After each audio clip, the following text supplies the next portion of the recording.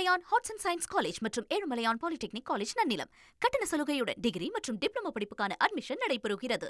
நாளை மாலை 3 மணிக்கு பதவி ஏற்க ஆளுநரிடம் நேரம் கேட்டிருக்கிறார் தாவேகா தலைவர் விஜய். பதவி ஏற்க நேரம் கேட்கிறாருனாலே அப்போ அப்ரூவ்டு அப்படின்னு தான் நமக்கு புரிதல் ஆகுது.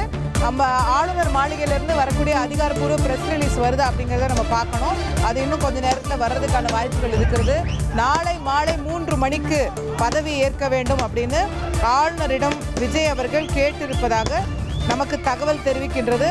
நம்முடைய செய்தியாளர் மணிகண்டன் கூடுதல் விவரங்களோடு இணைகின்றார். மணிகண்டன், அதே நேரு இண்டோர் ஸ்டேடியமா வேற இடமா?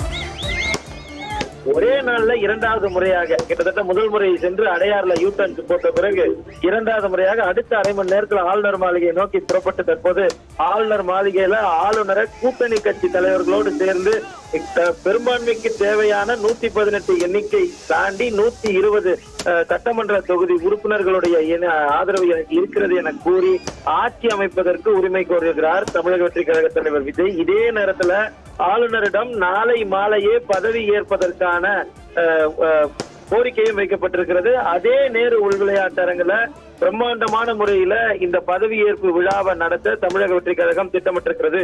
இந்த நிலையில தமிழ்நாட்டுடைய 17வது முதலமைச்சராக நாளை பதவி ஏற்பதற்கான கோரிக்கையை தமிழக வெற்றி கழகம் சார்பில் ஆட்சி அமைக்க கோரும் போது நாளை மாலை இந்த பதவியேற்பு விழாவை நடத்துவதற்கு கோரிக்கை என்பது வைக்கப்படுகிறது. ஆளுநரை பொறுத்தவரையில இன்று திருவண்ணாமலை புறப்படுவதாக இருந்தது. அந்த பயண திட்டத்துல மாற்றம் இருப்பதாக தெரிகிறது. முதல்ல கேரளா செல்வதாக இருந்தது.